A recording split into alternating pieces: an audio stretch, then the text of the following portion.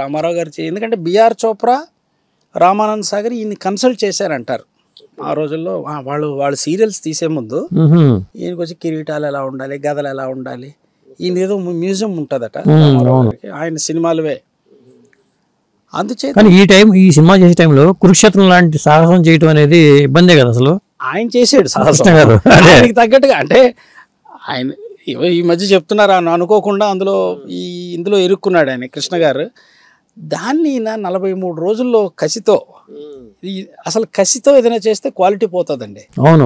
కానీ ఈయన చూసారా, కసితో మా బ్రదర్ చేస్తున్నాడు కదా, దీనికి సరిగ్గా నేను పాఠం నేర్పుతాను, గుణపాఠం అనుకుందాం, ఇదే హిట్ అయింది. అవును. పైగా అర్జునుడు వీళ్ళని చాలా పేలవంగా ఉన్నారు ఈ సినిమాలో. ఆయనేమో కొంచెం మంచి మంచి పెద్ద యాక్టర్లు పెట్టుకున్నాడు. ఆయన సెట్లు పెద్ద రాజస్థాన్ వెళ్ళాడు ఆయన.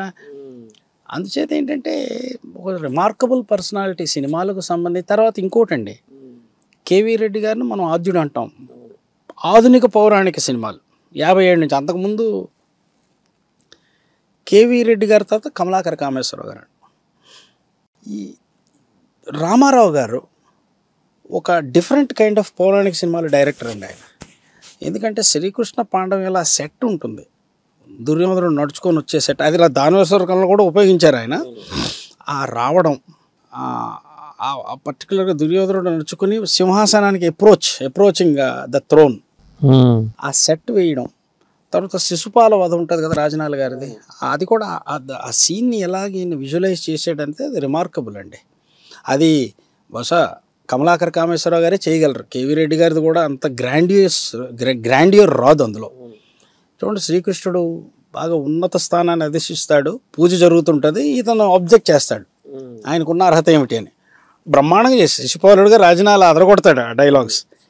దాంతో ఏంటంటే ఆ సన్నివేశాన్ని కాన్సెప్చువలైజ్ చేయడం, విజువలైజ్ చేయడం, ఎగ్జిక్యూట్ చేయడం. అంటే ఈయన కృష్ణుడిగా నటిస్తూ డైరెక్టర్గా ఆయన పాత్ర ఆయన పోషించాలి కదా. ఇవన్నీ కూడా స్క్రీన్ ప్లే ఒకటేంటంటే సంభాషణల దగ్గరుండి ఆయనే సముద్రాల గారు రాసేవారు, ఈయన దగ్గరుండి చూసుకోవడం.